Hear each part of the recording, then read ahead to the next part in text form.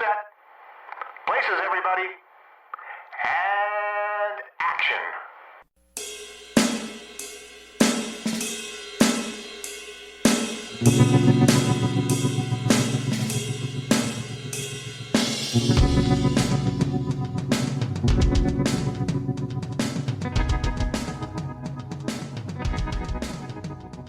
It's time, once again, for the Hooked on Movies podcast. We continue with the conclusion of the 9-film saga, the 2019 release Star Wars, The Rise of Skywalker. And with me, as always, Ken. The dark side of the Force is a pathway to many abilities some consider to be unnatural. Well, that's disturbing, Ken, because we know where your mind goes. And Ted, Very unnatural. who's very disturbing. Long have I waited, and now your coming together is your undoing. Boy, I could take that many different ways. And about this podcast, Yes. I have a bad feeling about this one. It's going to be a ride, boys. Classic It's gonna Lando be a ride. lines. This is going to be a Let's just bumpy go to the ride, end and boys. say 5 hooks for Ted, right? 5 hooks for It's gonna be a Ted. bumpy We know ride, it. folks. You're going to be surprised, boys. You're going to be surprised. 4.75. Okay. I have some opinions. You always have opinions. When don't you have well, opinions? yes, I do. Okay. That's why people listen, especially the people in Switzerland who like Well, us. let's hope. That's why people Yeah, listening. And I identify with our Swiss comrades. Or Swiss bots. I identify with them because I am fully German. So, I know a little German. He's sitting over there. yeah, he's right. He's sitting in Quincy. all right, Swiss Miss, calm down. All right. Well, if you are listening to our podcast, you're listening to it on many different formats. iTunes, Spotify, our good friends at the Dorkening Network. Where else can we be found? Everywhere. Twitter, Podbean. Facebook, Podbean, everywhere. On your couch. Good. Under Yeah. a couch. Anywhere Yes. you can find us. We can be found on YouTube. And we always, we Luckily, can. you don't get to see us. Not yet. Luckily, you don't get to see us. And we always appreciate you listening. All right, so I'm going to make an assumption that, Ted, you dressed up as Chewbacca and saw this first run when it came out. I didn't dress up as Chewbacca, but You lie. I bought opening night. I had Ken with us, Jeez. my brother-in-law, Jason, my father-in-law. So yeah, I saw it opening night, and no, I was not dressed up because I don't do that. I'm scary enough in real life. And then I did what I normally do for opening Star Wars movies. I saw it 3 times the next day. The initial viewing was really good. It's the subsequent viewings that caused questions. But we'll get into those as we go along. But yeah, no, I saw it opening night. And Ken saw it opening night, too. I can't compete with you guys. Yeah, he saw it with me. We made sure that we were together. Oh, how sweet. I saw this on video, of course. I never see anything in the theater. It's very rare that I see a movie in the theater, even in the past, even today. Maybe that'll change.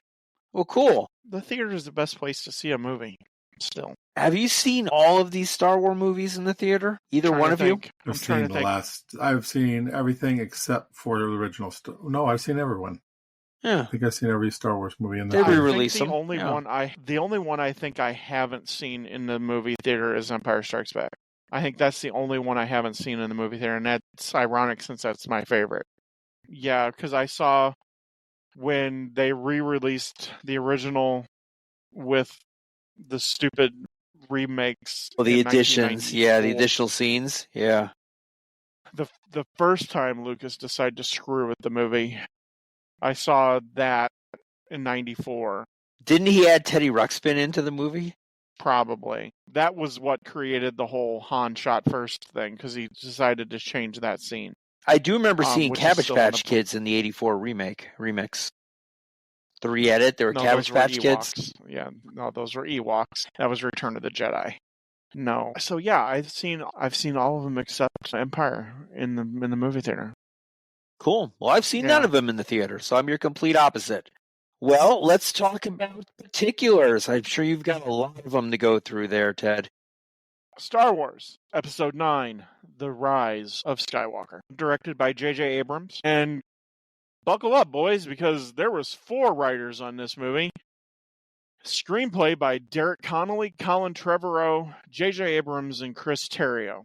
Now, Connolly and Trevorrow were the original writers of this movie, and it was actually called The Duel of the Fates, is what the original title of this movie was. And I guess somewhere online you can still find their original view of what this movie was supposed to be. But, in her brilliant wisdom, Kathleen Kennedy, after everything was written and production was getting ready to start, axed them. And then Abrams and Terrio came in, and even Terrio was then pushed aside. Why they just didn't bring Lawrence Kasdan back to write this movie? No, you'll never be able to answer that question. The music and score, of course, this was the last Star Wars movie to be scored by the greatest music person in the last 100 years, and that's John Williams. It has a running time of 142 minutes. It was released December 20th, 2019. It had a budget of $416 million, and it made only $1.07 billion, which makes it the lowest grossing Star Wars movie of these last final three movies. Rotten Tomatoes was not pleasant on this movie. The critic score is a splat 51%. So critics were split completely down the middle. It has an audience score, though, of 86%, which is pretty crazy considering the backlash this movie received from the great Star Wars fans out there that did nothing but abuse everything that comes out Star Wars. And has an IMDb rating of 6.4. Now, here's where we buckle up, boys, because this is some major shit. This movie stars Carrie Fisher as Leia Organa, which a lot of her stuff was motion captured from and outtakes from The Last Jedi, because she had passed away just before this movie. Also stars Mark Hamill returning as Luke Skywalker, Adam Driver as Kylo Ren, Ben Solo, Daisy Ridley as Rey, John Boyega as Finn, Oscar Isaac as Poe Dameron, Anthony Daniels as C-3PO. And this marks C-3PO being the only character that appears in every single Star Wars movie. And Anthony Daniels is the only Star Wars actor to appear in all Star Wars movies. Naomi Ackie as Janna. She's a former stormtrooper of the First Order. And Domhnall Gleeson as General Hux. And if you blink, you might miss him. The great Richard E. Grant as Allegiant General Pride. I like Richard Grant. Lupita Nyong'o as Maz Kanata. Again, if you blink, you miss her. Kerry Russell as Zori Bliss. Jonas Sutomo as Chewbacca. And Kelly Marie Tran as Rose Tico. Again, if you blink, you miss her. The incredible Ian McDiarmid as Emperor Palpatine. And why he hasn't been served yet, that makes no sense to me, because he's a brilliant actor. Billy D. Williams returns triumphantly as Lando Calrissian. Liam Cook stars as Ochi, the Sith assassin who is responsible for killing Rey's parents. Harrison Ford has an uncredited role because they kept it completely secret as Han Solo. Billy Lord and Greg Grunberg reprise their roles as Lieutenant Kadal Connix and Temmin Snap Wexley. Now, I guess some of these are cameos, but some of them are not. Dominic Monaghan portrays Resistant Trooper Beaumont Kin. He actually got his role because he won a soccer bet with J.J. Abrams, because they're friends.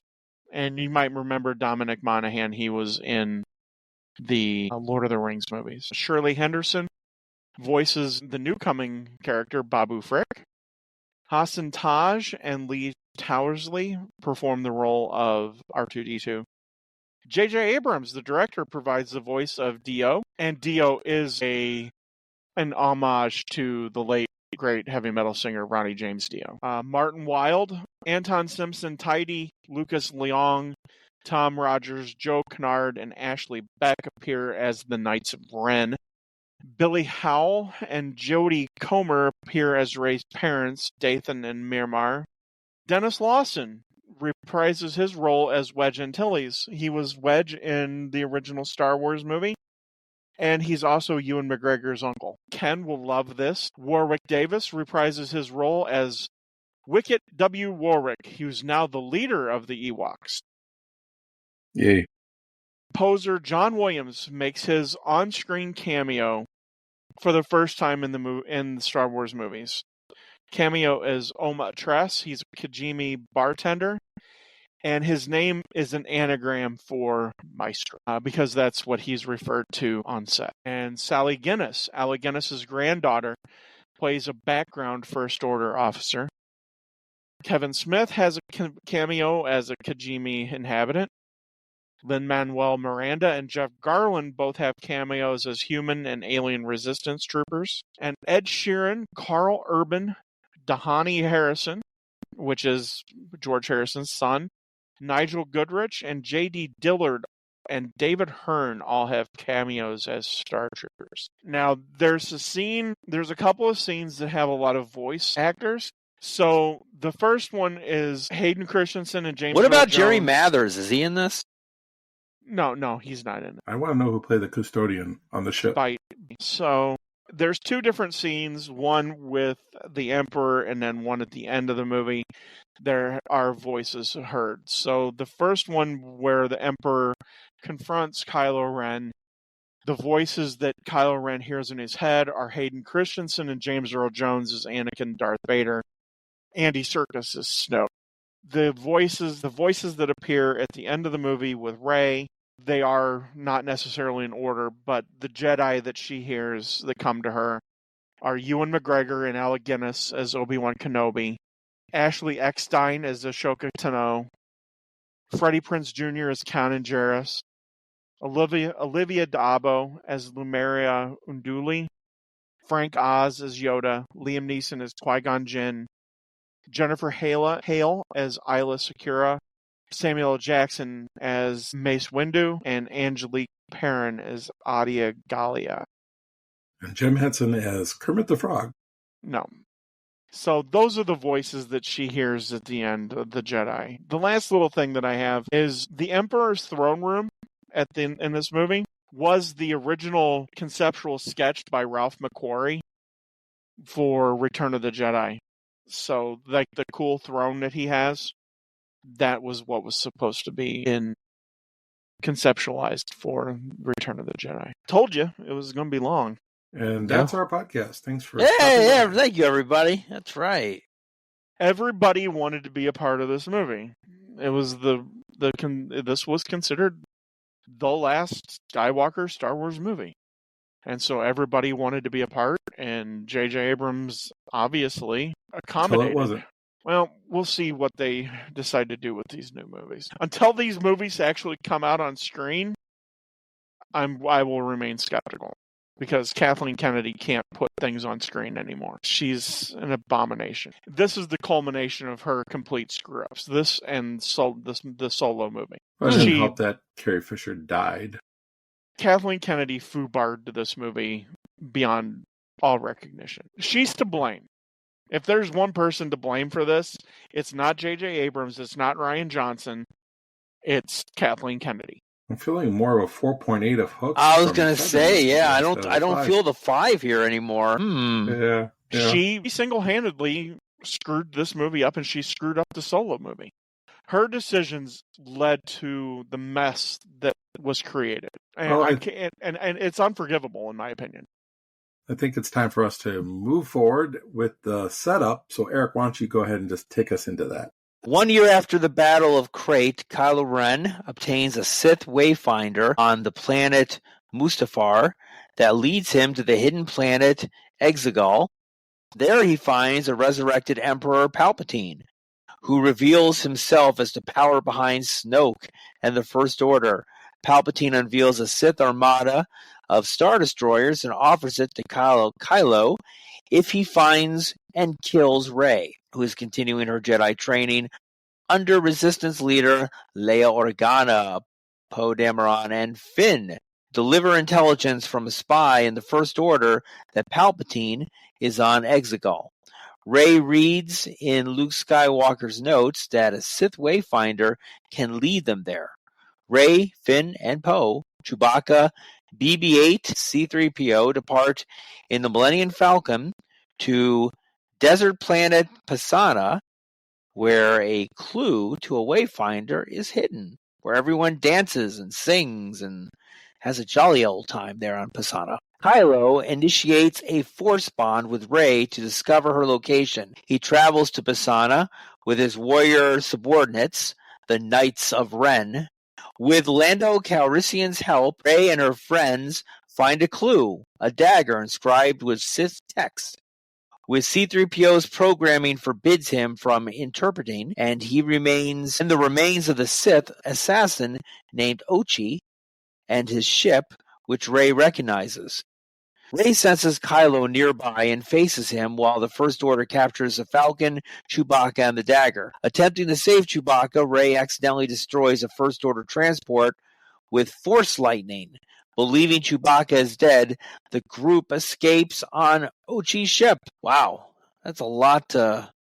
That's a lot to start with, right? That's a lot to start with, yeah. A lot of stuff all thrown at the wall to see what'll stick. A little bit there, so... So the last time we saw Mustafar, it's a volcanic planet. If you say so. I thought it was a character in The Lion King. Yeah. And that's Mustafa. So Mustafar is where the epic battle between Obi-Wan and Anakin takes place, and Anakin becomes Darth Vader. I guess there's parts that have foliage on them. And what is a Sith Wayfinder? That's my biggest problem with this movie was the There Sith you go. Wayfinder. Beep. Even the scroll on this movie doesn't explain a whole hell of a lot of anything. The scroll's just there because I guess now it's habit, and that's how they're going to end the Skywalker saga, is because you have to do the scroll at the beginning. It doesn't give us any insight as to what's going on, other than the fact that Kylo Ren's looking for Emperor Palpatine, and reveals that Palpatine has transmitted a message to the galaxy that he's, guess what? I'm back, bitches. Back, I'm in charge. And worship me or die. So it's like Jordan coming back after his retirement. I'm back. Exactly. So basically, Emperor Palpatine faxed over just one sheet that says I'm back. And the stupid way that Disney decided to announce this was people who were playing the idiotic game Fortnite got a message from Emperor Palpatine in the movie. Okay. From the movie. Fortnite? Yeah. That's funny.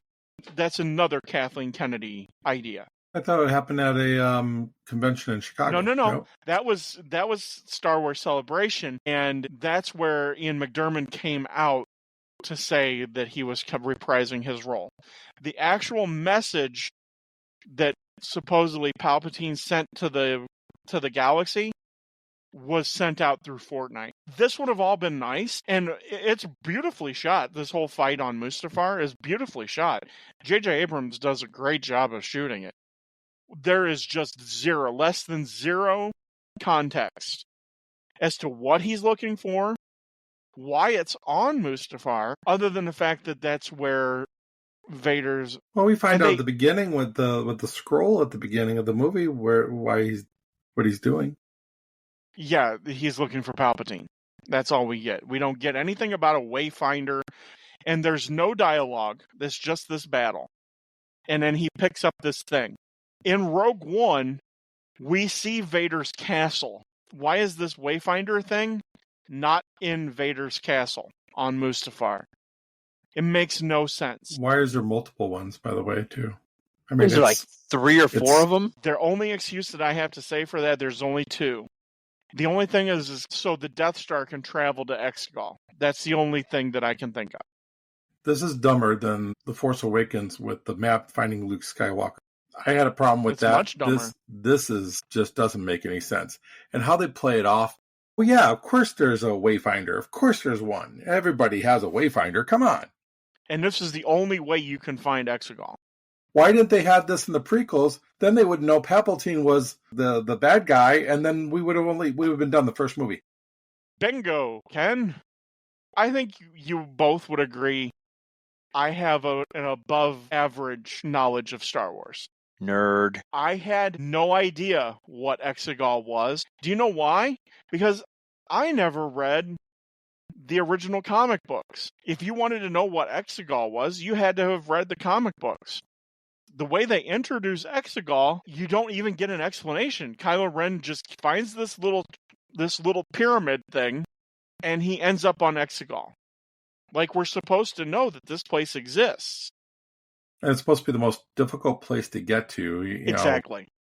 You have to have one of these pyramids to find it, which is in the comic book, had you read the comic book. Okay, so this is part of the cool stuff, and the part that I actually like. Exegol is badass. It's a badass-looking planet. I'm all about finding new planets, because everything can't happen on Tatooine. It's a cool-looking planet. I love the lightning. I love the darkness. I love the fact that this temple is like built into a mountain. And you get to see this macabre, weird cloning thing that Kylo's walking through. And you get to see like the tubes of different like Snoke clones that obviously were failed experiments. Who knows, some bad shit's going down there. My problem is did this need to be the beginning of the movie? Why don't we save this huge, massive reveal 5 minutes into the movie, 10 minutes into the movie, that he's back? Why are we wasting that? I think it's okay to have it at the beginning, but I agree with you, not in the first 5 minutes. I think if you concentrate on Poe and Poe and Finn, as they're getting information about, the spy and everything, start off with them, maybe give us a little bit more of Rey showing her training and stuff, and then give us the Kylo part. Save it for the third part of the beginning of this movie. Exactly. It ruins this whole secret that there's a spy in the First Order. This whole thing that there's a spy in the First Order, that should be a massive plot point. Somebody's turning on Kylo Ren. This should be a massive deal. You're right. It is very minor. It's very minor in the whole scheme of everything. And it's turned into a joke.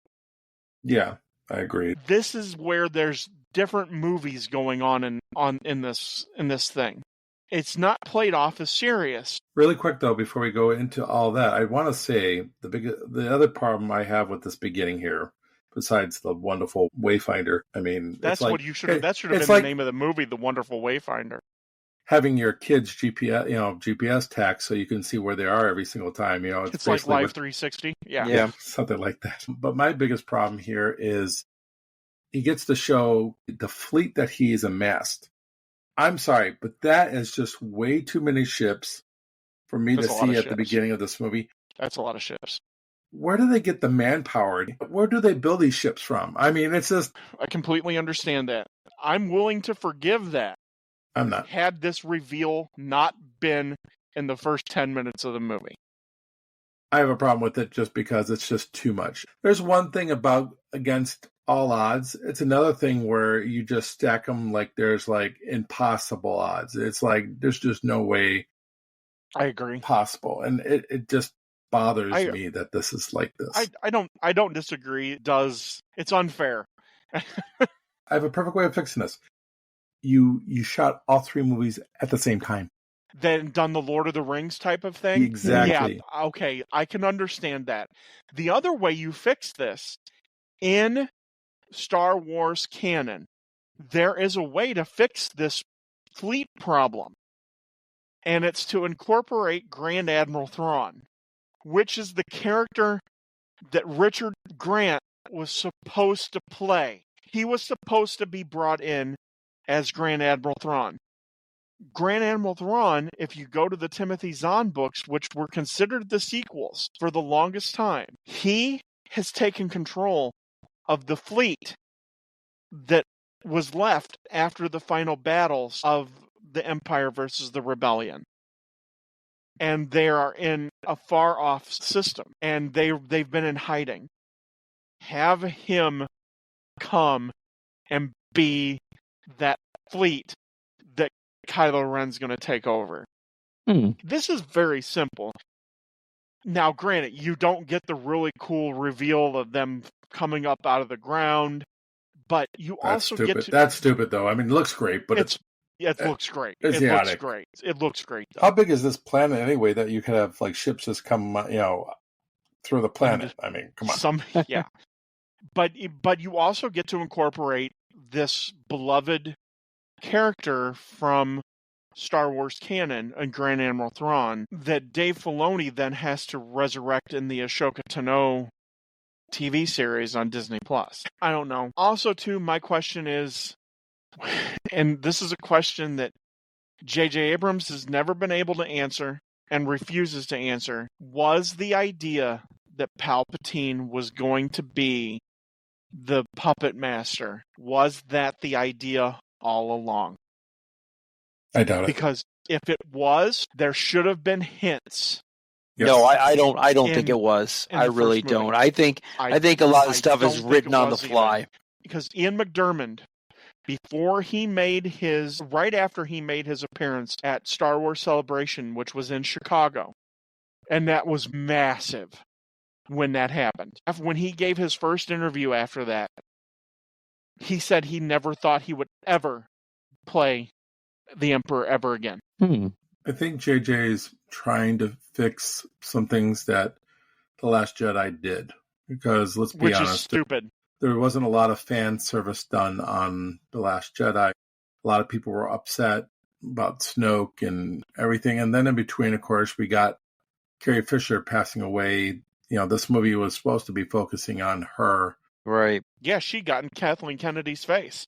So she's according to what I read, there was a meeting between Carrie Fisher and Kathleen Kennedy, and Carrie Fisher was screaming at her that she needed to be the focus of the last movie. I've never heard it be any different. They always had it planned that she was going to be the focus of this movie. But because I mean, she was she disappointed. died way before production even started. So right, she died at the end of production of The Last Jedi wasn't even released when she died. I try to give a little understanding because of all the things that have happened. A lot of things stack up against you. You had Rian Johnson go rogue and make his own, Star Wars movie that basically had nothing to do with anything before it. And I think JJ here is trying to make amends in some ways. And I think, like you said earlier, they just bring in too many writers to take care of that. It's unfortunate, but it doesn't mean that he screws up the whole movie. If we go to I love the training session that Rey goes through. I think that's pretty cool. We get to see just how powerful she is too. Jesus criminy. We do see Leia as her Jedi Master, basically, right? I like that too a lot. I like that idea, though. I wish, like I said, I wish we would have seen. She hadn't died. Well, I wish she didn't die, but I wish we would have had glimpses of her power before the Mary Poppins incident in The Last Jedi. I wish we would have seen a little bit more of that kind of power. I do like the training of it. I do like Poe and Finn getting, the secret, information and stuff. And this is good, funny Poe. Yeah, this is better. This is when they're better. sitting around the chess table and he's cheating. He's cheating. That's funny Poe, and I'm on board with funny Poe that way. Exactly. I like Poe a lot more here in this movie than I did in the last movie. Yeah.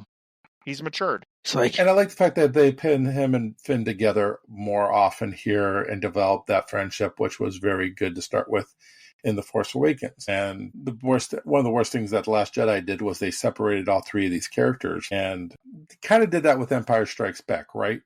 With Luke going on his own. Luke and Leia, yeah. So Luke went on his own, and Han and Leia went on their own. But right. So I get that to a certain extent, but again, these are new characters that really, I feel, need each other to develop well. And I think giving them more screen time together is only beneficial. And it's shot, again, great. The scene where beautiful. the TIE fighters are going after them and they're escaping. Everything is shot so beautifully. It's amazing. You could say anything you want about J.J. Abrams as far as rehashing old information and making it new.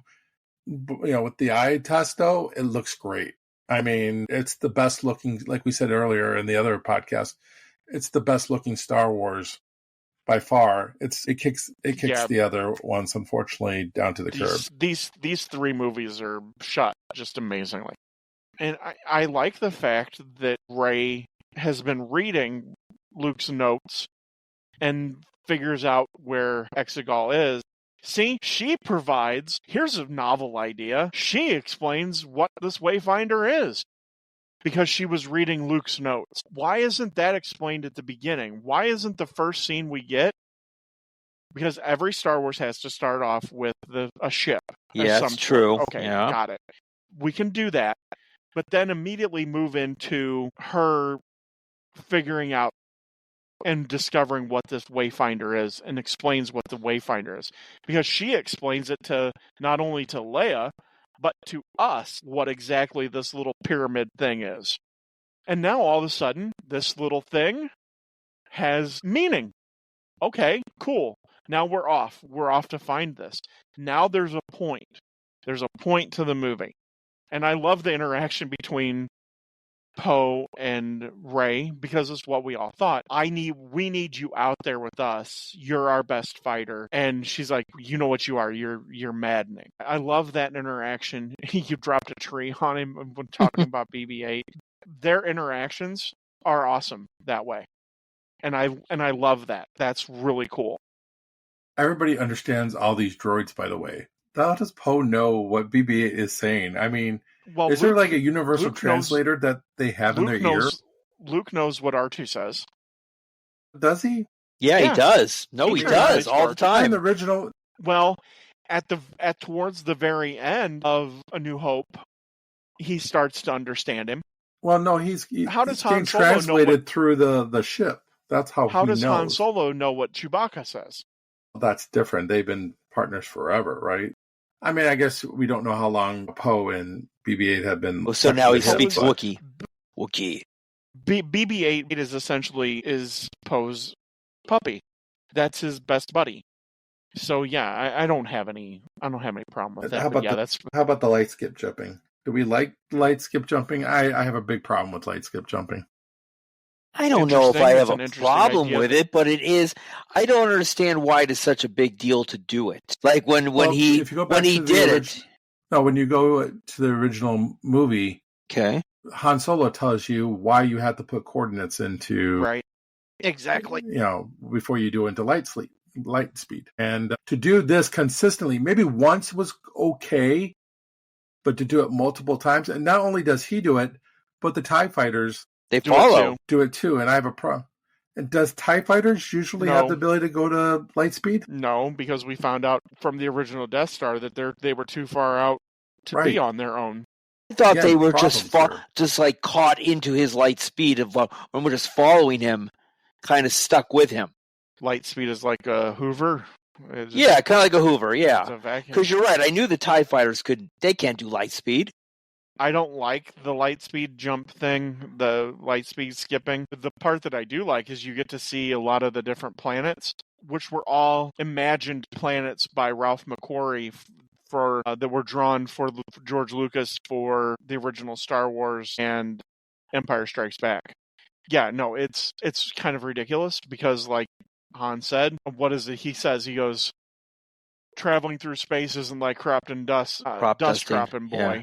So, yeah, you could go through a star and then we'd be picking you up in pieces or whatever he says. And that comes back all on fire, which I don't know how I feel about that. I think that might be a little funny, a little bit. Well, come on. The Millennium Falcon is held together with duct tape and bubble gum to begin with. It is what it is. It's still the coolest ship in the entire universe. But I don't have a necessarily problem with that. What I do like is the fact that the three of them are going off to search for this on their own. And we get to see Pisana. I think Pisana is a really cool planet. Here again, thank God it's not Tatooine. It's a new planet. And we get to see a new culture and a new everything. And we get to see this really cool celebration. Which there's a reference to that C3PO makes to the Hitchhiker's Guide to the Galaxy, because it happens every 42 years. In the Hitchhiker's Guide to the Galaxy, 42 is the magic number. And 42 years before that was the release of A New Hope. Exactly. It just so happens that it all coordinated, because J.J. Abrams is also a fan of Hitchhiker's Guide. Yeah, and it all coordinated perfectly that way. And I think the characters here on the planet. Yeah. I mean, I love I love the little kids watching the Yeah. puppet show, right? I mean, Yeah. it's, it's Yeah. little, cute little things like that, right? It's neat, and the little girl that comes up to Rey and wants to know her family name, and she doesn't know it, which kind of continues that storyline a little bit too, where she's trying to figure out who she is, and we got that a little bit from Rey and from Kylo Ren and Palpatine, where Palpatine smiles and says, "You don't know who she is," alluding to that he knows who she is. So it kind of continues that little storyline. But then we get to see one of the biggest badass characters in Star Wars history. Lando Calrissian. Yeah. Lando's the man. I could have used a whole lot more Billy D. Williams in this movie. Oh yeah, a lot more. I'm just saying that. How do you not like Lando? When Carrie Fisher could no longer be the center point, and her sacrifice is the biggest point of this movie. When she couldn't be the focal point, having Lando step in and be that focal point should have been more concentrated. I'm surprised we have not had a Landau spinoff yet. Don't even get me started, because there was supposed to be. Yeah. Well, I would say that I think they do a decent job of how much screen time Lando gets. To be honest with you, I'm actually pretty satisfied with. I would have liked to see a little bit more here, but I like what we get because, again, this is still supposed to be Leia's movie, and we don't want him to overshadow that. I do have a little bit of a problem with Kylo initiating the Force to, find Rey. It's not like speed dialing or something like that. I mean, they didn't even know in the last movie how they were able to even... I can rectify this, because we end up finding out why they can do this. Because they're a dyad in the Force. So when they were both born, they were connected by the Force. And it's something that's very rare. When we go back to the training sequence, she's looking through the books and finds out that Luke figured out what a dyad is. And she has this aha moment where she realizes why they can connect with each other. Because I think that's a cool thing that Rian Johnson introduced in The Last Jedi, was the fact that they can connect. That is cool. I do like that. And that they have this rare connection. Because Palpatine thinks that he's the reason that they can do it. And he's not the reason that they can do it. It's because the Force connected them when they were born. But here again, and we get to see a new Force ability where she heals the sandworm, and that's where they find the dagger. But the whole sequence of the TIE fighter coming across the desert, and she jumps and uses the lightsaber on it. That, to me, that's freaking cool as hell. And I don't care how you can you suspend disbelief, it's still bad. That was one of the first trailers Yes. that we got to see, was her doing that. Yes. So, it's awesome. It is awesome. But we also have that chase scene where the stormtroopers are on their tail. They fly now? I like that. They fly now? Yeah, right. They fly now. Fly now. See, that kind of comedy is fine with me, right? It's I love it. Exactly. Little joke here and there. It's not so blatant, it's an observational kind of joke. Exactly. It doesn't seem forced. Humor. It seems very natural. Right. Exactly. It's part of his personality, again. And even C3PO's kind of funny a little bit too. He's not overbearingly annoying. You know what? This is the best movie for C3PO. Granted, he gets a lot more screen time here. I agree. And they did this on purpose. I think they wanted to give Anthony Daniels a nice send-off. Because he's been in every single movie, right? Yeah. So, but yeah, his character, I was annoyed by all the stuff that he did throughout the first two movies. Every time C3PO came on, I was like, oh, it didn't work for me. But here, I'm pretty cool with everything. I mean, granted, he can't tell them about where the Wayfinder is in, because it's in a Sith language. Sith language that he's not allowed to translate because it's in his programming. I like and don't like it. Otherwise, we probably wouldn't have been introduced to Babu Frick. I mean, who is his programmer? I mean, Anakin, right? But he has to adhere to international or galaxy law. that he can't translate a banned language. It's like, come on, Well, it's a little bit of a stretch. I can understand if you have an Android computer that has something that's in them that can't do certain things. I get that, and it kind of makes sense. But the Wayfinder itself is stupid to begin with, so thanks for adding stupidity on top of stupidity. Had it been introduced correctly, not stupid. It was introduced stupidly, so therefore stupid. It's still stupid. Wayfinder is stupid no matter how you introduce it. It could have been dumb. better. It could have been better. I want to know with the Wayfinder, does it run on batteries? How does this thing work? Is it like it works on the solar? Force. It's all yeah. Jeez. Okay, this is the first time I cried in this movie. So Chewie gets taken captive.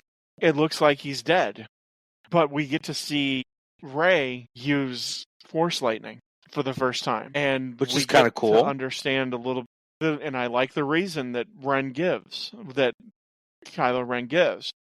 I wanted to see if I could push you to see exactly who you are, because I don't think he believed Palpatine when Palpatine told him who she is, and he wanted to see it for himself. And I think this is the first crack in Kylo Ren / Ben that we see that he's realized, shit, I'm in way over my head. And I kind of dig that. But yeah, I fucking cried because I thought fucking Chewie was dead, man. Part of me thought that Chewie should have been dead. I mean... Stop.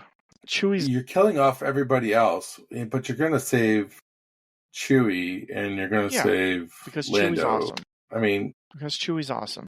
I mean, Leave and Chewie we'll alone. get to C-3PO in a bit here, but I want to go back to a little bit where, she heals that... The sandworm?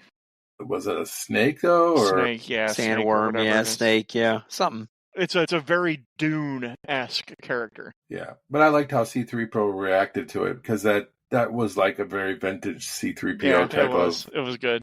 It's kind of interesting that they brought that healing. There's some things I really like about this movie, and the healing part goes back to the prequels. The ability to heal, Palpatine, cheating death and coming back. Those are all things that were mentioned in the prequels that are now being brought forward into in the last movie. So I like how J.J. Abrams is using the prequel movies to deliver in this particular movie. So I like some of the stuff that they're doing here. And of course, we were able to see this in like The Mandalorian, the healing and stuff. So I think it was one of those things where I don't know which one came first, The Mandalorian or this. I think Baby Yoda came right after Last Jedi. Was it? I think it was in between. So it kind of set us up. So when we saw this happen in the movie theater, I remember I could buy it because we saw it on, in the TV series. I'm tired of this Finn-Rey romance that never happens, where Finn is getting ready to, they're all thinking they're going to die, and Finn's like, I got to tell you something. Yeah. Try to forget about that it's even in there. Yeah, that stuff is just ridiculous. Because we alluded to, and seeing this is another thing, Ken, you had talked about this like complete, I have to erase everything that The Last Jedi did.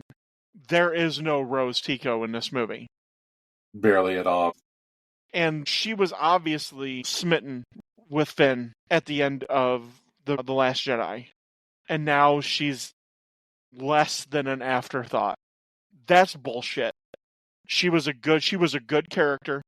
She was a pure character, and there was no reason to do that to her. None. I agree whatsoever. To a certain extent, but you never resolved the Finn-Rey issue to begin with. And throughout the second movie, Finn still had the hots for Rey until the end. Not even till the end. I mean, he appreciated and like kind of took care of her when she sacrificed herself to save him.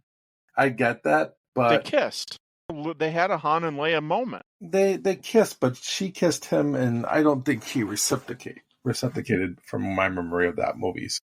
I don't have a problem with Finn having the hots for Rey. I mean, who shouldn't have the hots for Rey? Rey's pretty hot, and she's badass. But they try to make this into a love triangle that doesn't work between. It doesn't. Poe, because she doesn't meet Poe till the end of Last Jedi. Right. And now Poe's like kind of. Well, Poe's not the other love interest. The other love interest is Ben. Well, yeah, they throw Ben in there But they do kind of throw Poe in there until Poe meets the Zori, which Right. that's his chick. Right. Because I do think Last Jedi was trying to set up Poe and Rey at the end. They first meet on the Millennium Falcon 5-minute speed dating thing. So Yeah. I don't know. I think the true love. God, I hate this because this leads to one of my biggest problems at the end of this movie. I don't like the fact that they sold out Rose and Finn and basically eliminated her character. I don't like the fact that they have John Boyega's character say, "There's something I need to tell," and then he disappears into the sand. And then what were you going to tell me again? What? Right, and Never mind. but I do love the fact that Poe keeps Asking him. pressing him about it. That is funny. Yeah. That's the only redeeming quality about that whole thing is that Poe keeps needling him on it, and it comes in one of my favorite sequences in the movie. But I love the fact that he keeps needling him on it. The real question is Ben and Rey a love interest? And there are times I watch this movie and I see it, and there's other times I watch it and I don't see it at all. But if you watch The Last Jedi and The Rise of Skywalker back to back, you can see it a little bit more, but it's never fleshed out the way it should be. And because there's the scene in The Last Jedi where he's bare chested and she goes, "Can you put some clothes on or something?" Mhm. And she looks away and everything. And it's obvious that there's some attraction. And the fact that they have this special bond through the Force that they can see each other. Even though he killed his father. It's natural that there would be some attraction there. So she's in love with the serial killer. Essentially. Yeah. Essentially. Well, she does have daddy issues. Some women like bad boys, and Kylo, I guess, would be a bad boy. Bad boys who kill their father. Yeah. But I do think it's interesting with the Force electricity. Maybe that's what powers the Wayfinder. But the Force, it's awesome. It almost seems more powerful than what the Emperor does to Luke in the times that we've seen it be used. I just have a problem with how powerful they are. Both her and Kylo, it just seems like to me it's just too much because, they seem more powerful than the Emperor. They seem more powerful than Yoda. They seem more powerful than Luke. Well, Yoda absorbs. He can absorb the Force lightning.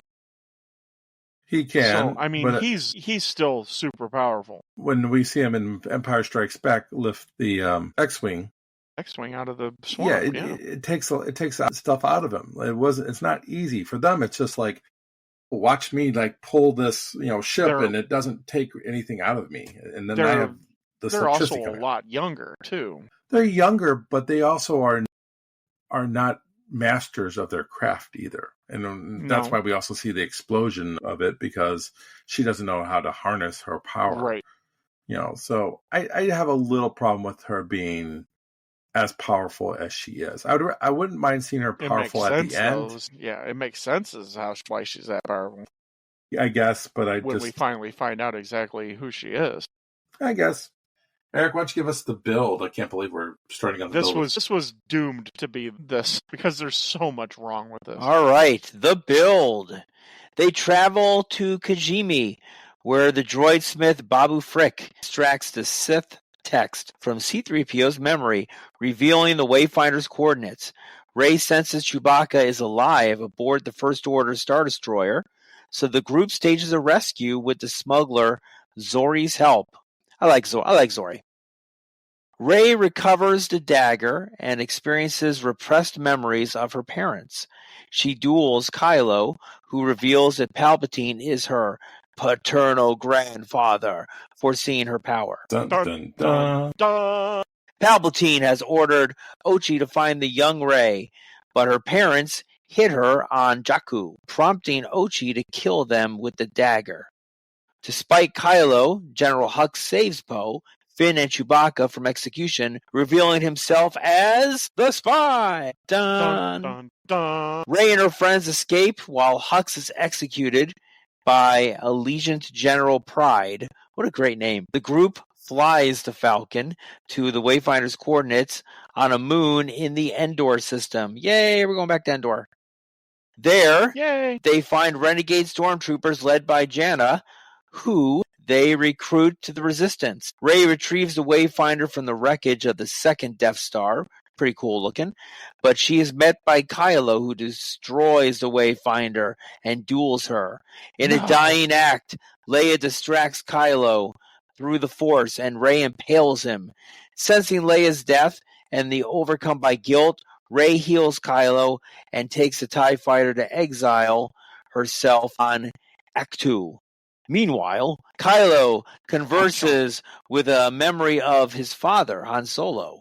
He discards his lightsaber and reclaims his identity as Ben Solo. Palpatine deploys the Sith fleet to draw Rey out and sends a Sith Star Destroyer to destroy Kijimi. On Actum Baby, Luke's Force spirit encourages Rey to face Palpatine and gives her Leia's lightsaber.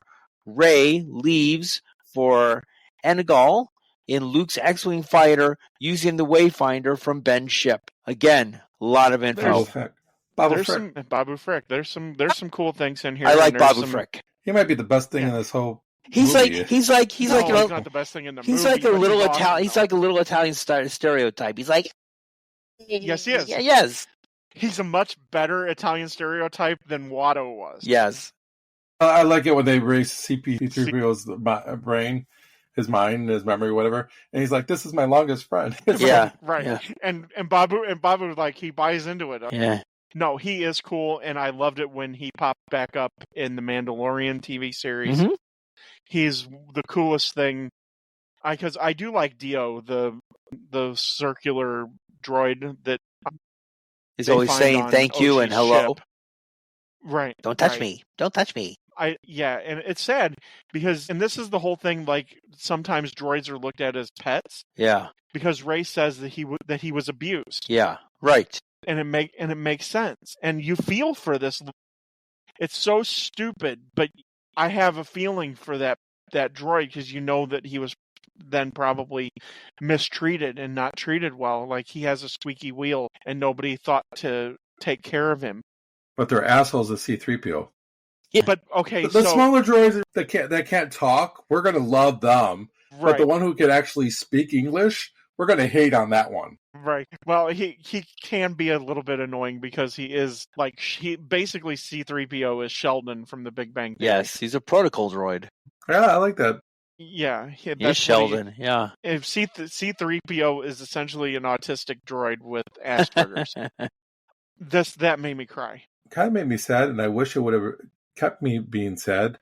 Was when they shut down C-3PO. If they would have just left that be. And he had to sacrifice himself? I wanted him to sacrifice himself and be done. It would have been a nice going out for Anthony Daniels' character. Did you like the red eyes? I don't think we needed... Yeah, I did like the red eyes. Yeah. I thought it was cool. It was cool. A different voice. Yes. And everything Should that he had to do. Yeah. They should have his memory wiped. Or given him like a French accent or something. What these characters meant to me, and the fact that we had to say goodbye to Han, and then we said we had to say goodbye to Luke, and we really didn't get the opportunity to say goodbye to Leia in the right way. When C-3PO says that he wants to look at his friends one last time. I liked when he's like, wait a second, I have a different idea. And then they shut him off. Right, because they brings a little bit of levity to that moment that, to me, these characters were my childhood. This is where I went to escape. This is why these movies mean so much to me. That's why that statement is so powerful. And to me, it's the most powerful moment of the whole movie. Because I would agree with you on that. The realization is we're saying goodbye. Because this was supposed to be it. That moment hit, it still hits. And yeah, I guess part of me personally too is I thought I was going to have to say goodbye in real life to my friends, and I luckily came back. It's so powerful to me, and I didn't want to say goodbye to C. I did. I was ready. But like you said, Ken, as a way to go out for Anthony Daniels, it would have been amazing. But yeah, the levity is I have a different idea, and Babu Frick shuts him down. I do like that they do get to reboot him, and then he starts to have interactions with Babu Frick. That's kind of funny because Babu Frick's hilarious, in my opinion. And I wish they would have just kept that. But they gave us gave him that moment. They gave us that moment, but before that moment, they were like, well, R2 has his backup, but it's unreliable in R2 units. Of course. He's completely unreliable. Of course. So you knew he was really going to come back. You didn't really believe that he was gone. But it would have been much heavier for me if we didn't hear about R2 having a backup. Maybe hold that as a secret, and then later on, if you want to reboot him, then he's actually alive, but it could have been much deeper. We know that C-3PO's had his memory erased before. To me, there was a lot more meaning to that it still hits me. And I love everything that happens on Kijimi, another beautifully shot thing. You get to find out more about Poe, that he runs Spice. Even though running Spice, we know because Han Solo ran Spice, it's still a little close to Dune. You know what I mean? But that's my favorite funny sequence of the whole thing is Finn goes, "You ran Spice," and Poe goes, "You were a stormtrooper," and then Rey goes, "You were a pirate." You were a scavenger. He goes, "You were a scavenger." Yeah. He goes, "We could do this all day."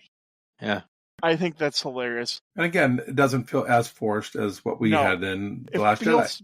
It feels natural because they're friends. They have that that bond now that they I've been talking about that was missing from the second movie. You forced a lot of things on, especially with Finn in the second movie. You're talking about him and his relationship with Rose.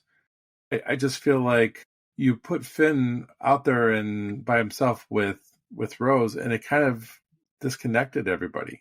It's one thing for Rey to be gone, but I think you could have had Finn and Poe go try to find that special code detector. I think that would have been better. I could see that, but I like that the Rise of Jedi does develop their friendship in a way where Poe and Finn become closer. But I like the introduction of Zori Bliss as well. Oh yeah, I like to see more of her without the helmet on. But well, Kerry Russell is she's a long time J.J. Abrams person. J.J. Abrams created the TV show Felicity, which was her first real big connection, and she's been in a lot of his movies and stuff since. I like her. She looks like her get up seems a lot more like of a kickback to what Lucas was looking for, like a Flash Gordon type thing. It's more of a flashback to the original trilogy, in my opinion. I like the fact that we only get to see her eyes. I did just say I would like to see her without the mask on, but of course, because Kerry Russell is very pretty. It does give her that mysterious type of feel to it, which she's a badass character, but even though you don't get to see her whole face, she's incredible looking. Poe's got the hots for her, obviously. Yeah, clearly. See, this is another thing where you have so many stories coming together here. I would have liked to have seen more of where Zori does kind of become the Lando Calrissian of this movie. Because we're introduced to Lando in Empire Strikes Back, and he plays a massive role throughout the end of the movie. But we only get a little bit of Zori. And I would have liked to have seen more of that relationship between her and then into everybody else connected. Yeah, I don't like how it ends at the end of the movie with I don't either, but it's especially considering she wants to have Poe go with her, right? So she's interested in Poe too. And we see that we have that connection again between Rey and Ben, and I like that little battle. I like how they do that. It's visually nice to see. It's and I love the white of his his room. Red. Yeah, it's so cool because this whole sequence on the actual, it's not a Star Destroyer. I can't remember what the First Order calls them, but Kylo Ren's ship, his capital ship, and I could do without most of it, other than the fact that they have to save Chewie. But this part where they're in his room, everything's figured out there. I like that sequence. Take that sequence. Here again, this is something cool in the middle of something that possibly could have been cut that really fits. Because this is where we find out the ultimate truth. And this is the moment Rian Johnson missed in The Last Jedi. And I alluded to this when we discussed The Last Jedi. This is Luke in the cave in Dagobah when he cuts Vader's head off and the mask explodes and he sees his face. That's the first allusion to the fact that Anakin is his father. Rian Johnson missed that opportunity when Rey went down to the dark part of Ahch-To, where at the very end of that glass sequence of all of those rays, because we realize now through cloning, that's why Rey is who she is. At the very end of that that sequence, a voice comes through and says something Palpatine would have said. That makes this so much more meaningful. That we find out that Rey is a Palpatine. And she's technically a carbon copy of a carbon copy of a carbon copy of a carbon copy of Palpatine. Because her dad was a clone that went rogue of Palpatine. Cool idea. Had the idea of Palpatine been the end point of the whole thing. It's frustrating that way. So frustrating, in my opinion. Opportunities lost. And I think that's the thing. Instead of having different directors, like Ken said at the beginning, have this be like The Lord of the Rings. You have one vision for 3 movies with one director, one writer. Or in the Force Awakens case, 2 writers, Lawrence Kasdan's son and J.J. Abrams. One vision, 3 movies. There's no disconnect. It worked for New Hope, Empire, and Jedi. It was a miracle that it worked. It doesn't work here because now we're left with this. It's at best a gumbo of a last movie where you're trying to make up for everything. Well, say it's like the original trilogy, even though it was directed differently. You didn't have George Lucas direct Empire Strikes Back. It was still his story. But written by Lawrence Kasdan because Lawrence Kasdan knows how human beings talk. Right, but I mean, it's still the vision, like we said, right? Whereas I feel like here is like the vision was on the fly. Exactly. And so when Rian Johnson took over, and I hate to pick on him because I do think he's an amazing director. Don't get me wrong. I think The Last Jedi is a good Star Wars movie. It's just it doesn't fit here because of what they do in this movie. Well, it doesn't fit in here because it doesn't connect well with the first movie. And the third movie tries to reconnect to the first movie and leave the second movie out. Like we just said, right. Rose is gone. Anything that happened in the middle of the movie, of the second movie, is almost not even acknowledged. Yeah, we get the one brief mention of a holdo maneuver, but then that is even discounted, where Poe goes, well, that's a 1 in a million. I don't like the fact that they tried to just unwrite the entire second movie. It doesn't feel like a continuation. It feels like we have skipped over a whole section of these 3 movies. Exactly, and that's why I say I'm good with Palpatine being the baddie, the big baddie. Yeah, I can even buy the fact that they're using him to clone and everything like that, because we've had instances of cloning before in Attack of the Clones. Ewan McGregor's Obi-Wan character discovers Kamino, and the whole bit. So we know that the Emperor knows about cloning. That connection is made. You're a clone. Yeah. I probably am. We didn't tell you. You didn't make it. We cloned you, and yeah, you cloned me in the hospital. That's perfectly fine. I'm down with that. That's why the reboot took a while for it to work, because it's cloned. You had to learn. That's why I was in a coma for 8 days. You had to re-upload me. Yeah. It's that lack of vision and continuity. And even though people didn't like necessarily the direction the Last Jedi took, discounting it and unwriting it doesn't work. It makes for a weird experience. And so when we do find out that Rey's a Palpatine, it doesn't have that emotional grab that it should. Yeah. And I think Because that's that should be a also, culmination moment, man.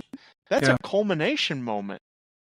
I also think it's because of how you played it out the first two movies, about how you played off her being, who her parents were and stuff like that. And you kind of were just going all over the place with it. And I think if you gave us hints throughout the whole three movies, that would be the case. I want to jump into, though, General Hux real quick, because he does save Poe and Finn and Chewie, which I'm okay with Chewie not being dead. I think because I want Chewie's reaction to Leia being, dead at the end of the movie. God, that tears my heart out. But Hux should not have been killed by... Dismissively, but it should have been done brutally. He should have been killed, but it should have been Kylo that should have killed him. It should have been this Legion General guy. I mean, I have no problem with Pride being the guy. Well, they knew there was a spy, apparently. Had Pride been Thrawn like he would, had Richard Grant been Thrawn like he should have been, he would have tortured Hux. And see, we don't get that. He is an Empire fanatic. He is like an SS leader from the Nazis. He's a true believer, man. I hate the way they do Hux. He just shoots him, and it's over. I hate it. I hate it. I hate it. I hate it. Because you don't get to see how evil Pride really is and how big of a fanatic to the Empire that he is. Because the Emperor puts all of his faith in Pride. The last part of this section is one of the coolest things in the whole movie, in my opinion. When they go to the planet and they see part of the destruction of the Death Star, which is a cool idea. Here again, adapted from the comic books. The part that I don't care for, not only does Rey defy logic with the skiff to get to the wreckage, then Finn and Jannah make it when she specifically said nobody's going to survive it. And then immediately, 10 minutes later, 2 people survive it. You know what I mean? Completely contradicts themselves immediately. I don't like that. But we get to see Scavenger Rey again a little bit. True. We get to see her climb through the wreckage of the Death Star, and it's awesome. This is so cool. And to have it culminate in the throne room of the Return of the Jedi Death Star is really freaking awesome. So what is she doing? She's fighting herself? Is that like with a vision? Yeah, because she keeps having these visions of her being a Sith, and we find out why, because she's a Palpatine. And Ben's trying to bring her to the dark side. Mm-hmm. But this lightsaber duel between her and Ren, this is probably my second favorite lightsaber duel in Star Wars. I think the way this is shot is amazing with the water and everything. It's awesome. But then transposed on top of it, we have Leia with the sacrifice. And Maz telling us that she knows what needs to be done to reach her son. So we know that Leia has been communicating with Luke in that way, to how to move over, to move on and become one with the Force like he is. When she finally becomes one with the Force and dies and sacrifices herself to the Force just like Luke did in Last Jedi, they both feel it. And it's unfortunate that she feels it just after he does, and she stabs him through the heart. It's one of those tragic consequences, and I love that. I love that tragic consequence where she knows that the moment she does it and then feels Leia die, that she immediately regrets stabbing him through the heart, because she realizes that he lost his mom, and that breaks him. And one of the subtle things that I didn't notice until I read this, his scar when he becomes Ben, his scar across his face disappears. he completely loses any semblance of Kylo Ren. Yeah, now that you say that, And you're she right. sa- It is gone. Yeah, and she saves him. Well, she And does do the healing thing, so maybe it healed when she was doing the healing part. And then she takes off because she realizes the horror of what just happened. But then the second time that I bawled at this movie, this was the biggest kept secret in Star Wars. Because nobody ever thought that Harrison Ford would ever come back, even for a cameo. And there he is. And that's whereas Luke projected himself to Kylo in a vision, or as that whatever that force thing is that he did at the end of The Last Jedi. Leia figured out through Luke's help how to get to Ben, and it was his dad. I don't know how I feel about. I love it. I love it. I love the whole sequence. I'm kind of the opposite of it because it's not real. I get what you're saying. It still tugged at my heartstrings. I wanted to see Han Solo again. I mean, this is one of those things where I wish Carrie Fisher didn't die, because that would have been awesome if Carrie Fisher was the one that popped up there. Right. And I think that would have been more emotional. I know. Well, it would have been a completely different movie and a completely different rewrite if Carrie Fisher did not pass away. Yeah. This is true. We don't even know Carrie. They would have even killed off Princess Leia if Carrie Fisher didn't pass away. But I don't want to say it's hokey. It's not really hokey, but I don't think it comes off hokey. I think it comes off genuine, and that's because of Adam Driver. Yeah, great actor. No, Adam, who's a real big boy actor, and Harrison Ford does a good job of what he does here. Of course, I think maybe if they somebody said it was the Force, and maybe that's not how the Force works. But it's not how any of this works. How any of it works, but to be a dream. I don't know. I'm not a big dream guy when it comes to movies. It's not a dream. It's like whatever that was that Luke. He says this is a dream. He goes, yeah, but it's your dream. It's your memory. Yeah, it's your memory. That's what he. It's a memory. The use of the word dream there is used incorrectly. Yeah, well, the use of memories. I think it would have been better if somehow because that's what Leia did. The Force allowed him to speak to his dad. As far as we know, regular characters can't be Force ghosts. Now, here again, this would require way more explanation than one movie would require. He's his dad, and he impregnated his mom, and she had the Force, so there's that connection like you had earlier. She sacrifices herself to the Force to bring him back. You could get there. Yeah, and then I would buy it a little bit better. And I like the fact that Rey gives into, because she's giving into hate here. Let's be honest. She's giving into hate. I guess all Jedi eventually have to go seclude themselves somewhere. She's following her mentor, and I like this, I think this is a full circle moment for Luke's character. He finally becomes the mentor that she needed, because he's been able to realize, and he's like, you don't make the mistakes that I made. And we get to see him finally get to lift the X-Wing. I dig that a lot. But I love this as a capstone. This is where they didn't unwrite Luke from The Last Jedi. This is a full circle moment for Luke's character, where he's fully embraced the idea of being her mentor. Well, I think where The Last Jedi got it right was with Yoda. Right. Learning from failures and things of that nature. And it turned Luke's character around. So we knew he was going to show up. Let's be honest. We all knew that he was going to pop up. And when she threw the lightsaber, we knew that Luke was going to come and get it. I love that. It's so awesome. A Jedi's weapon should be treated with more respect. Yeah. But do we feel like a Force ghost? Do we feel like a Force ghost should have that much power? Yes, Luke because should. Obi-Wan didn't have any power when he was a Force ghost. Luke should, because Luke, outside of Yoda and Anakin, Luke is the most powerful Jedi. Well, outside of Rey and Ben too. Huh. But Rey and Ben the reason they're so powerful is because they're connected. And they're like one gigantic force. You can't say it without laughing. They're one gigantic force. Force?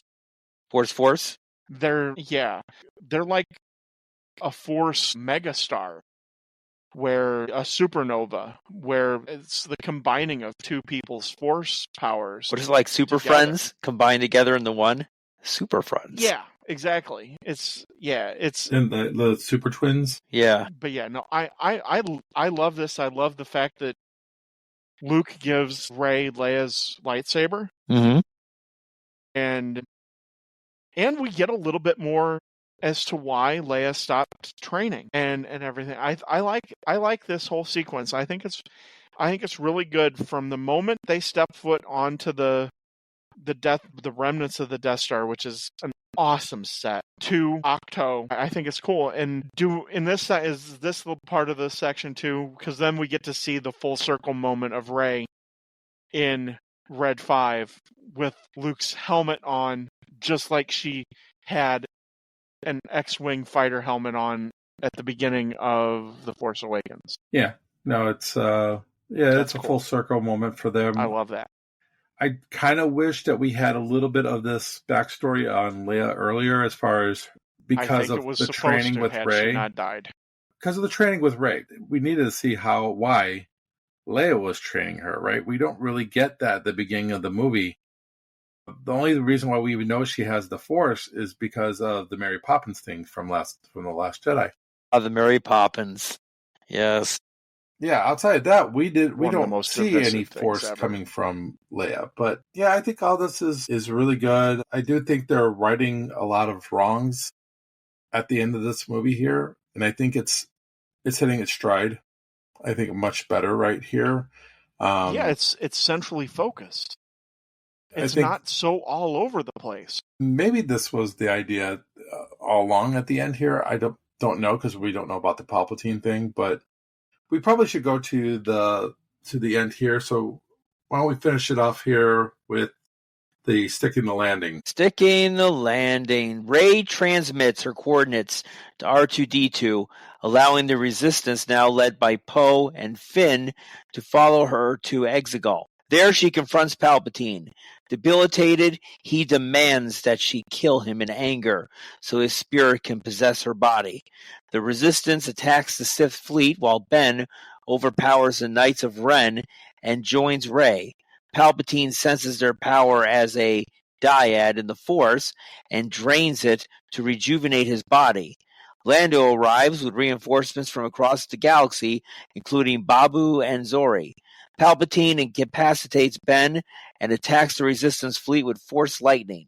Weakened, Rey hears the voices of past Jedi who give her strength. Palpatine attacks her with lightning, but Rey deflects it using Luke and Leia's lightsabers, destroying him before dying herself.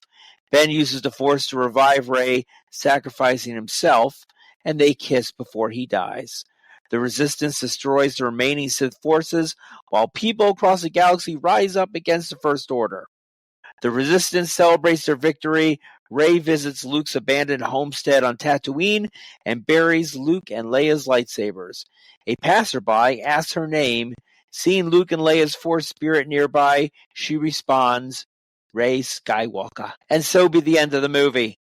I hate the fact that every Star Destroyer has a world-destroying weapon. Big old cannon on the bottom of it there. I think that's stupid. I think that's lazy. The mass of ships is enough of a threat. I don't think that they all have to have world-destroying super lasers, or as Marjorie Taylor Greene would say, Jewish space lasers. I don't necessarily dig that at all. There are parts of this sequence that I like. Had there not been 5 billion ships that pop up out of Exegol, because even with like maybe 50 ships, 50 Star Destroyers, they're still outnumbered massively. Let's be honest. So you're exactly right, Ken, from the beginning. It seems too insurmountable. I do like the fact that the amount of ships that come to their aid is actually needed. Even if it would have been just 50 Star Destroyers. I think that's cool. You kind of get the whole scope of how big a Star Destroyer is, that they can land a ship on the Star Destroyer and have a battle kind of on the Star Destroyer. I think that's kind of neat. It's different, and you get the idea of how massive these ships really are. I'm even down with that. And like I said, I love Exegol as a planet, and I love the back and forth with Rey and Palpatine. You really get to see Ian McDiarmid. I mean, he tears it up here. I mean, he is legitimately an awesome actor. Palpatine is the epitome of evil. So the question here is, did back in Return of the Jedi, when he wants Luke to strike him down, does he want to take over Luke's body? Exactly. Right. He causes you to question that. Because he was exposed. He was exposed at the end of Revenge of the Sith, that his true form was revealed. So we know that Palpatine has something's not right throughout this whole sequence, throughout all of the movies. Something's not right because the timeline doesn't add up. If you really think about it, to Revenge of the Sith and then to how old he is at the end of Return of the Jedi, he's hundreds of years old. And it makes sense. If the Jedi can be Force ghosts, why can't an evil emperor who dies at the end of Return of the Jedi figure out how to inhabit himself into a new body? He's probably trying to do that with Darth Vader, but Darth Vader lost his body. Exactly. And that's why he had to find a different apprentice. And if he wanted to kill, and because that's why he had to kill all the rest of the Jedi, so he could be the only one, right? Right. And then he would have just taken over Anakin, but Anakin got destroyed, and he wasn't going to transfer his body over into somebody who was diminished. Yeah, right, exactly. Not diminished in the Force, but diminished physically. Physically, right. Because if that was the case, that's why he just kept what he had. He's like, okay, I'm better off just keeping this body. I don't care how old it is right now. So, because we heard the story of Darth Plagueis. Sheev killed Darth Plagueis.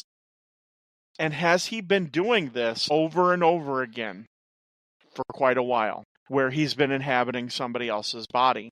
And that's how he became a senator and everything like that. Because the Sheev was Darth Plagueis' apprentice. And I completely get that. And I love this interaction between him and Rey. I think it's brilliant. The one part that I don't necessarily think is when he becomes Super Emperor and tosses lightning up into the sky and destroys everything except the You don't like that, destroyers. Huh? Yeah. That's a bit of a stretch. A little hokey. Well, at least he shows that he is the most powerful out of them all. At that point, he's like, he has no fucks left to give. The thing that I love the most here is when he has Ben and Rey in front of him, and he realizes that their super force power of being a dyad actually brings life, and he just craves it.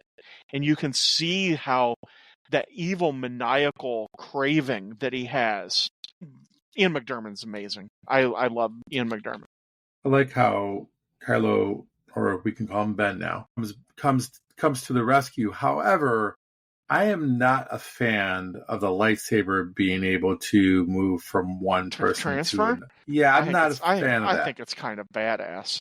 It is badass, but is that how the Force works, though? Come on, let's talk about this. That's not how any of this works. I mean, first of all, the reason why Kylo couldn't kill Luke in Last Jedi was because he was just a vision, right? Okay, but Ren also there is a precedent for this because the beads from Pisana Kylo gets. And that's how he finds where she is. So, exactly, because they figure it out. But that's not how the Force works. From the moment they're introduced in The Force Awakens up until this moment, we never get to see how badass the Knights of Ren are. And then Kylo just dispatches them like nobody's business. I remember before the trilogy, the last three movies came out, Knights of Ren was what everybody was talking about. Exactly. They were looking forward to Knights of Ren. Yep. And we don't get any of that until none of it. The end. Because let's be honest, even though it seems like Ben is going to get bested by them, he still looks like he could kick all their asses just without a lightsaber. I like the shrug. It's like, Right. I got the lightsaber. You guys are in trouble now. So. Yeah. That's where it's that little things like that sets Adam Driver apart as an actor. Yeah. And why he's freaking amazing. I do like the end here with all the Sith and all the Jedi and all the voices. Yes. I would have liked to, instead of had voices, I think they could have easily had the characters just appear. Visions. I don't disagree. I don't see why. The problem is would you have been able to have gotten Permission? all of those guys to come back to shoot AI, scene? baby. AI. Well, you don't Some need, of- no, because- you don't need it. You could actually do like Alex Guinness and just do a. I'm talking about the ones that were cartoons. I don't think you need all those cartoons. So I think Canon Jarrus and some of those characters, some of the Jedi that come through voice wise, and for people who know and watched the Rebels, the cartoon, Canon Jarrus is amazing, and he deserves the recognition there of being one of the Jedi to come to Rey. Yeah, I mean you could have had Freddie Prinze Jr. do it, but it would have been different. Well, And what so I'm saying as here voices, is, I think it works. you could do voices for a lot of those characters, but the main guys, I agree. You show them. Ewan McGregor wanted to be a Force ghost, and here was the opportunity, and it would have been cool. In my opinion, it would have been cool to have seen Ewan McGregor and Alec Guinness, and it would have been cool. You had Yoda there. You had the Luke there. You could have Princess Leia. Princess Leia could be there too. She doesn't have to even say though anything. she wasn't a Jedi. Well, she had the Force though, and she had the Force, and she had the strong power of the Force. So, but I think she is a Jedi. I mean, technically, she bested Right. Luke in a lightsaber fight, for crying out loud. Yeah, and even Yoda alluded to in Empire Strikes Back There's another. that she might have been more powerful, and because he wants to train her. So when he's talking to Obi-Wan before he agrees to train Luke, he wants to train Leia, and because Luke is always looking to the future and all that, whatever. But I like this, and I like the fact that she uses Luke and Leia's sabers to combat the Force lightning from the Emperor. And I don't think the Emperor goes out like a bitch. He goes out like a bad guy should. He goes down fighting with everything that he finally has left. But the thing I don't like is coming right up is then she dies. And then Ben comes and Force heals her, which I'm okay with it. And then they make out. And granted, when we saw the film, there were I hated it. people that loved it, though. They were cheering and they're like, yay! They were very excited about it. People who were there just for the event and were not invested into Star Wars cheered. Me, I've warmed to it. Do I like it? No. I think it sells out Rey, that she's just a female badass. I guess I've convinced myself that they have a connection. I would have rather seen a long embrace, like a hug embrace, and he disappears during the embrace. I agree. Like there's a sad moment on his face, and then he disappears. The kiss and then dying, and I would also have liked to seen him at the end when Luke and Leia appear at the end. I would have liked to seen him appear with them. They're part of the Skywalker family. They should all three be there, so and they all have the Force. And so you could say that Anakin should have been there too. I don't have a problem with Anakin being there too. The whole line of Skywalkers should have been there. That's the way to end it. The ultimate redemption for Ben. The only way you can end it is him dying, sacrificing himself.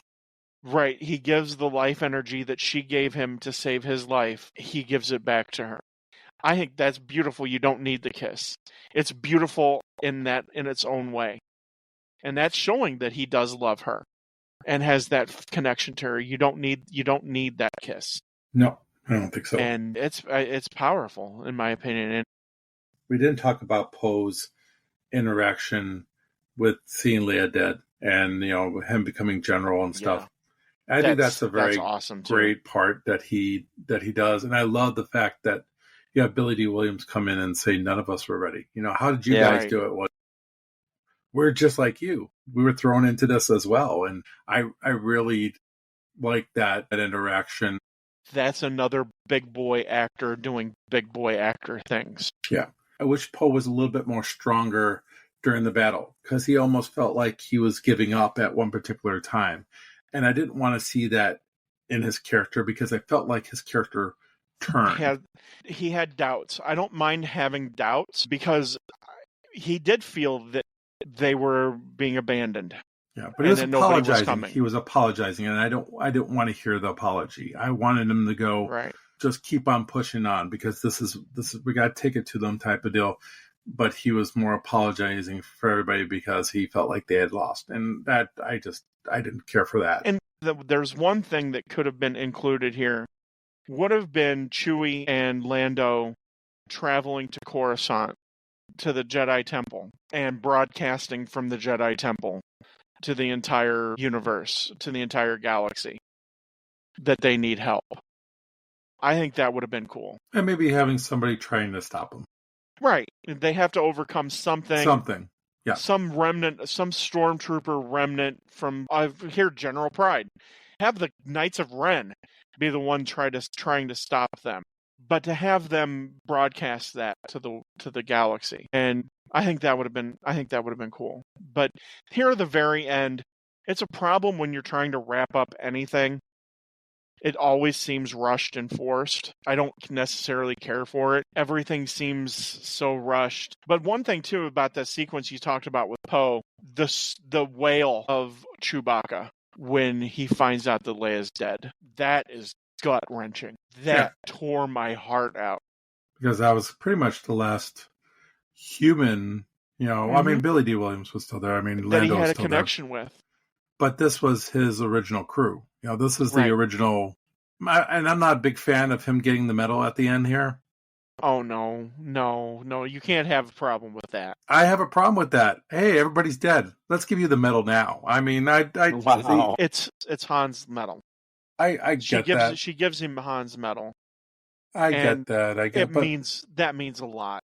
That means a lot. He should have got his own medal. That's the thing, right? He should have got his own medal at the first award ceremony. Damn George you. Lucas, you George racist Lucas does, motherfucker. He doesn't like Wookiees. He doesn't like Wookiees. That's why he brought in the stupid Ewoks at the end of Return of the Jedi because he doesn't like Wookiees. We get to see the Ewoks celebrating on Endor. Gosh. Now Wicket is the leader of the Ewoks.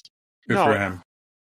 The whole wrap-up thing at the end, to me, it's culminated with the Maz giving Chewie the medal. I guess it's okay, but for me, this ends very much like Return of the Jedi. So it's a very Return of the Jedi end of the moment. Except worse, because this is the only part of the time that I don't like the music behind here. It's just I want Yub Nub. Yub Nub is still the best ending music. Okay, come on. The music doesn't bother me.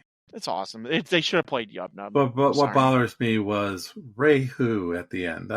I'm sorry. Everybody's going to ask for your last name all of a sudden. I mean, come on. How many people are going to ask you for your last name? This is the last tense tidbit thing that I'm going to steal. Kevin Smith. Right. So Kevin Smith was on set and he was sworn to secrecy. And he tweeted out that JJ took him to a set that he never thought he would ever see. And Kevin Smith said he just sat and cried. What was the set? The set, we find out, is the Belarus homestead on Tatooine. And it's been overrun by sand. And we get the heroes theme. Yeah, it's awesome. It's a great coda, in my opinion. This is how the movie should have ended. I don't have a problem with her adopting the Skywalker name. I don't have a problem with the name. What is she going to be? She's going to be Rey Palpatine? That'd be cool. I mean, I'm Rey Palpatine. It How are would you? have been cool. Because respect my thought there. That's right. Maybe you know my grandfather. She's more connected to the Skywalkers than she is to Palpatine. Palpatine wanted her for one reason. He wanted her for Parts. that she was right. She was a human body. At least it wasn't Rey Solo. There's a romantic part of me that says that lady was placed there by the Force to come and ask her that question, and then she says that that she's Skywalker.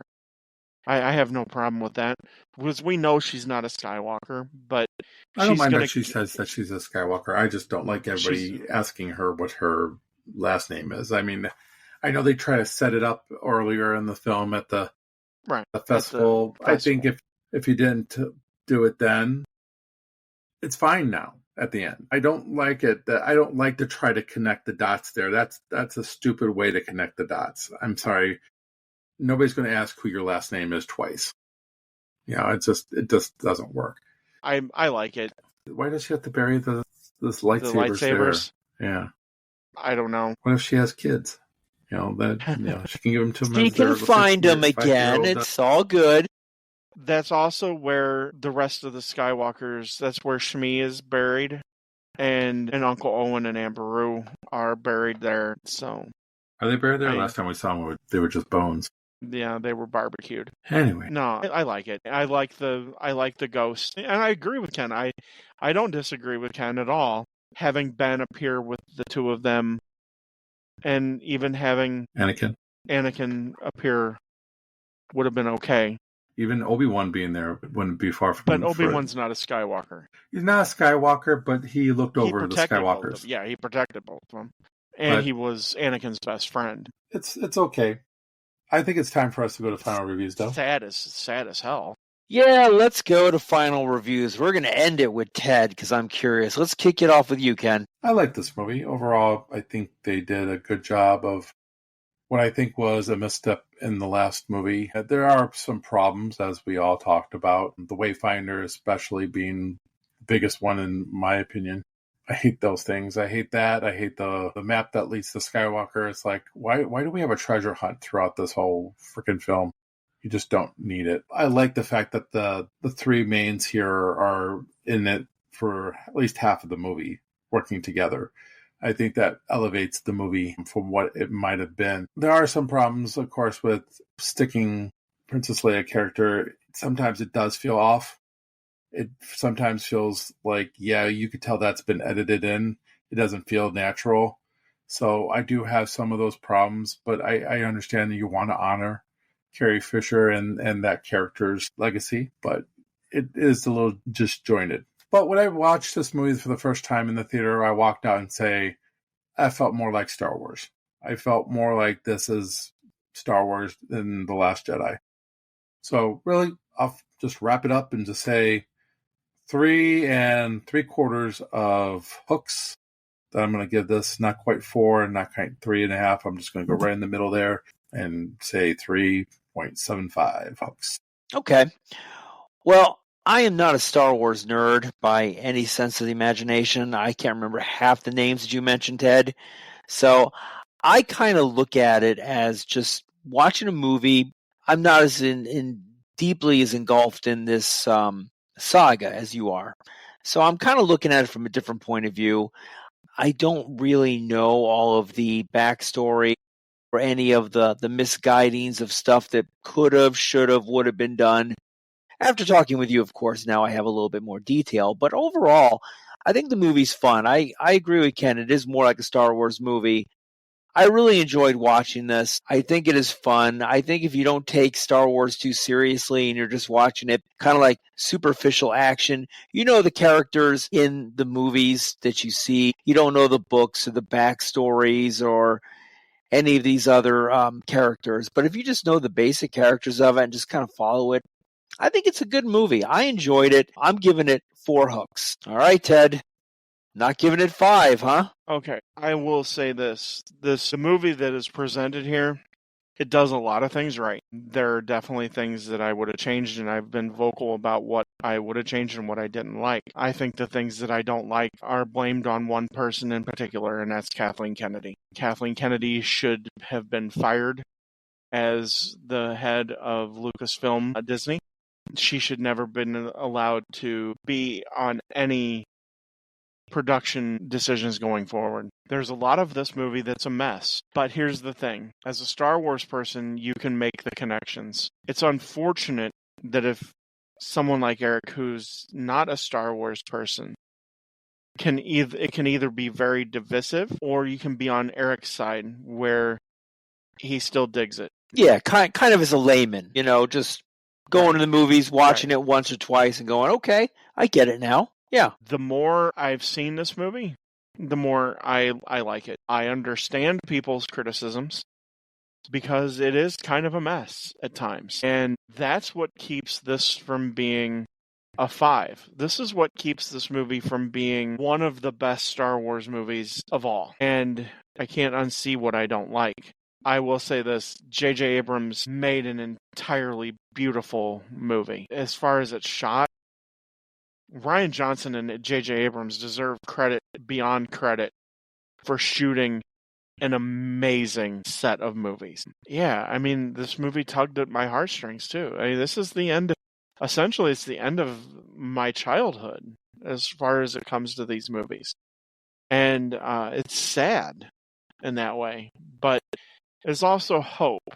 I'll tell you just a little bit before I give you my rating. I had no idea that there was going to be a series of movies with Rey, but the reason I loved the ending as much as I did is because it gave hope that there was going to be more Star Wars movies that would include some of these characters.